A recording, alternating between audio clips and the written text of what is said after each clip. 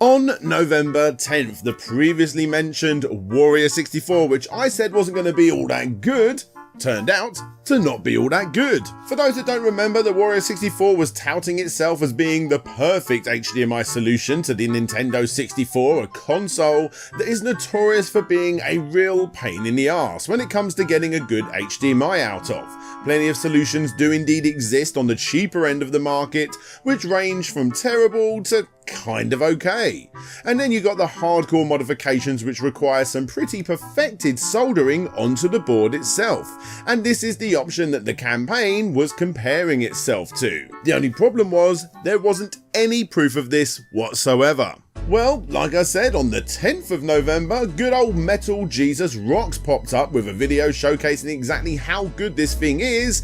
And like I said, it's average at best. No way was this the HDMI solution that fans without deep pockets actually wanted, and was promised it was essentially the equivalent of one of those cheaper £15 leads. Because of this, if we look at the average number of backers per day, a considerable amount removed their pledges after this video went live. However, due to the campaign being such a success in the first place, the company was still able to reach target. And upon completion, the company had this to say. First of all, we want to apologise for our campaign detail didn't clear, cause lot of confuse, and thanks all the backer specialists' opinion and correction. As some specialists mentioned, we do source our signal from digital side, but our scaler chip are different with Ultra HDMI, so image colour and bright not same. Also, if have any lag, the human eye would not notice. This campaign cost US $150 for N64 console build HDMI output, 2 controller, power adapter, packing in nice colour box and mailed to your place. Some people say image are not good enough, but it is still bargain. It's apparent the studio has absolutely no idea what it's doing, and it's my assumption that this will be the last we hear about the Warrior 64. On November 13th, Kickstarter made a bit of a mistake which brought up a very dodgy story all the way back from June of 2013. You may remember that I've actually done a video about the self-help campaign book called Above the Game, A Guide to Getting Awesome with Women, a book that was so controversial because it had lines like this. Pull out your and put her hand on it. Remember, she is letting you do this because you have established yourself as a leader. Don't ask for permission. Grab her hand and put it right on your Whoa. Well, long and short of it, the campaign got a crazy amount of hate. Plenty of people complained to Kickstarter, who actually did eventually put out a public apology regarding it back in the day, and then, as stated on November 13th, they randomly started replying to complaints from backers a whole 7 years after this campaign was a success. This was apparently a human error during a cleanup at the Kickstarter offices, but still, for those that did complain and never got a response all those years ago, it proved to be nothing more than a gross reminder of how the company handled this mess all of those years ago. Time for another Atari VCS update, and this one is a nothing update. For those of you out there that do not have classic Atari games on literally everything by this point, you can now get 100 plus an extra 50 for £4.99 on the It's Probably Upcoming Soon Sometime in the Future Atari VCS console. What makes this better than the rest? Well, these can be used with the all-new wireless Atari Classic joysticks and all of the new features that it offers, such as a twist in the center for paddle games like Pong and Rumble. Look, 11,597 people got this campaign to its target and then some. Some of you guys are definitely watching this video right now. If you are a backer of the Atari VCS, please write down below and tell me the appeal, because I am completely lost. Hey there guys, it's Kickscammer news time for the month of November 2020. Yes, This is my monthly roundup news show where I look at all of the good, the bad and the ugly from the previous month on crowdfunding sites such as Kickstarter, Indiegogo and GoFundMe. Now, as we move towards the end of the year, there aren't as many campaigns on the lead up to Christmas, but there are still plenty to talk about that are sort of on the dodgy side, and we're going to be talking about those today. But first, a quick word from our sponsor. Yes guys, today's video is brought to you by the awesome folk at Ridge Wallet, the light, sleek and industrial wallet perfect for all dads that don't like filling up their pockets with fat, bulky and dirty folds of fake leather. I adore this wallet. Long-time viewers will remember I was sponsored by them about a year or so ago, and guys, I'm still using it. Unlike most people that are still using wallets filled to the brim with old receipts, out-of-date gift cards, grit and hotel keys in an unorganised mess, with the Ridge Wallet you can become more like me. A guy that can hold up to 12 cards at once plus room for cash. You can choose over 30 colours including carbon fibre and burnt titanium as an example, and you can do it all in a nice minimalistic fashion in your front right pocket, keeping away from pickpocketers with its RFID blocking technology. Seriously guys, the new wallet that they've sent me is exactly like the old wallet they sent me, which just goes to show that these things are durable and they're going to be lasting you for life. And on top of that, if my word plus the 30,000 5-star reviews still don't convince you, then the Ridge team will happily refund you in full within 45 days if not completely satisfied. Again, a big thanks to Ridge for sending over an awesome wallet and for sponsoring the show, but for now, let's get back into Kickscammer news. On November 18th, FRAYMAKERS made its way over onto Kickstarter and it completely blew up. A game that is heavily inspired by Bros Smash Super, this game is actually technically a sequel to the hugely popular online Flash fan game, Super Smash Flash 2. Seriously, in case you don't know, this game has a massive community behind it. Well, FRAYMAKERS is more of the same, and it's bringing a whole heap of incredibly pixelated animated indie developers along for the ride. You got characters from Downwell, Slap City, Octodad, Commander Videos in there, and a stupid amount of assist characters from games such as VVVVV, Leah from Crosscode, that dude from Getting Over It, and so many more. It's hard to not get excited for this project. Sure, I'm not going to bother getting it as I seriously suck at Smash Super Bros, but I adore so many of these games that, yes, like I said, it's hard to not get excited. If the team do manage to somehow juggle the hardcore community that they've already got with their fan game and this Kickstarter project, then this will be a fantastic project to follow. On November 19th, a brand new competitor joined the crowdfunding ring, and this one is owned by PayPal. Not much to say here, besides the fact that PayPal's new generosity network is obviously looking to take on GoFundMe. At this early stage, everything seems to be pretty legit, and currently PayPal, who are obviously using the main PayPal service as a way to donate to these campaigns, are doing so with absolutely zero transaction fees. It's been reported that in time they do expect to charge for using their service, but right now it is completely free, and it looks to be doing rather well. Fingers crossed we don't see a PayPal episode in the future, although I think it's pretty safe to say that we probably will. Who here remembers Shenmue 3, that game that absolutely blew up on Kickstarter back in July of 2015? A game that after it went up on Kickstarter, I created a complete history on, and it was the third complete history that I ever did. It was that long ago. Well, regarding Kickstarter, it completely smashed its goal, like I said, and then some. Here's my copy because I chose the PlayStation 4 option, but if you remember, a lot of people chose the Steam option, which they didn't get as Epic Games paid for a 1-year exclusivity deal releasing the game on that platform on the 19th of November 2019, leaving Steam purists having to wait a whole year for their copy.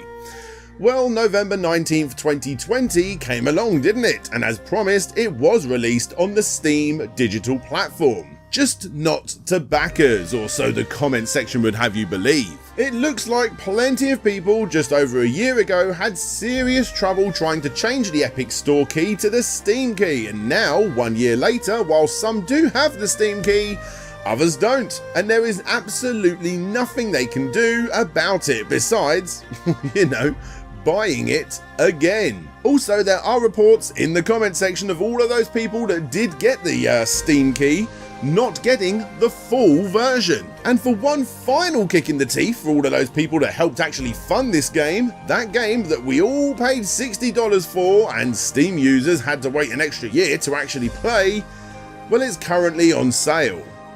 What do you guys think? Is this the end of Shenmue? Have Wisenet hurt the Shenmue name this much during the campaign? If they ever did a Shenmue 4 Kickstarter, would you back it? Leave your comments down below.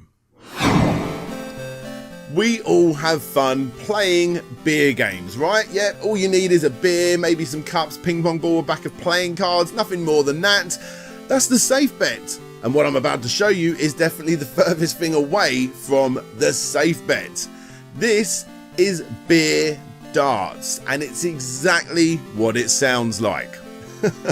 Here comes a nice quotable line from me for all of you guys to share. In beer darts, you sit opposite your friend or your loved one with a beer between your legs, lobbing darts at it, hoping not to pierce your friend or loved one's ick or fin out as you progressively get more and more drunk. And that is literally the game in a nutshell. The campaign itself is fine. This is an easy product with absolutely no issues that I can see when manufacturing it, but it's not going to be hitting its goal, no way. And let me tell you, Jonathan, that's nothing but a good thing, seriously. If you want to make a Dirty Sanchez-like beer drinking game for your own amusement, then go ahead. But I promise you, when I say you do not want to be the owner of a company whose flagship product is something that will 100% pierce people's bodies and most likely their groinal areas with darts. I'm just saying. And also on December 23rd, the popular graphic novel turned Amazon Prime TV show wonder that is The Boys managed to find itself in board game form on Kickstarter. As of the scripting of this episode, the campaign is smashing its goal, and it still has a good amount of time left, with stretch goals being taken down and plenty more opening up afterwards. This is something that I am sure fans of both boys and board games will get a kick out of. The company are a spin-off from the comic book company One First Comics, and although we don't have much of any track record to go by when it comes to Kickstarters, so far it doesn't look like there's anything wrong with this particular project. If you're a fan of the boys and board games, then I suggest you go and back it. And finally, on the 23rd of November, we got a very interesting article talking about Kickstarter, and I highly suggest you check it out.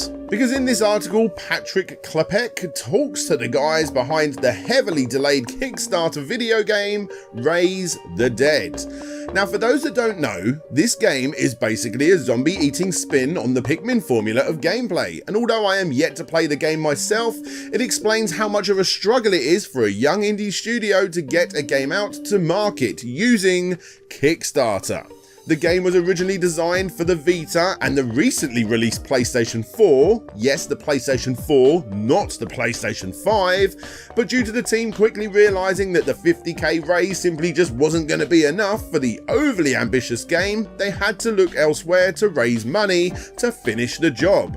And even though the game is late, like very, very late, it has now finally come out, and with almost nobody checking it out just before the PlayStation 5. Sure, there are issues here from the developers who moved their families together into one house in order to get the game finished, and obviously, as stated, a crazy amount of over-promising, hanging on to a dream of the game doing well upon release and keeping a promise to those 1,616 backers. The result is lukewarm at best. It really is quite an interesting insight into the hardcore struggles that small indie developers go through when creating a video game. As always, links to all of the campaigns and this article can be found in the description if you want to go and check out the campaign yourself and possibly, maybe check out the game too. On November 26th, this absolutely terrible Kickstarter showed up for a board game called Back to Start. Don't worry, I'm not going to make you watch the whole thing. It's essentially just snakes and ladders, or chutes and ladders for my American brethren, which in turn is the longest coin flip imaginable. There's no skill, there's no strategy, nothing. You just keep rolling the dice until eventually one of you makes it to the end. Who wins?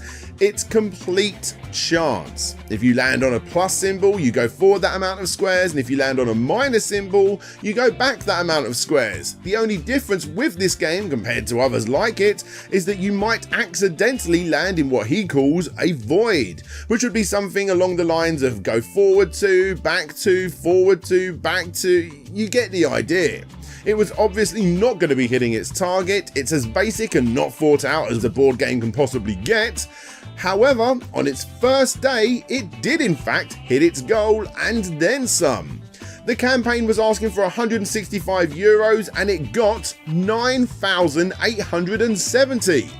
The next day it got an extra 3, and then the day after that, it lost it all.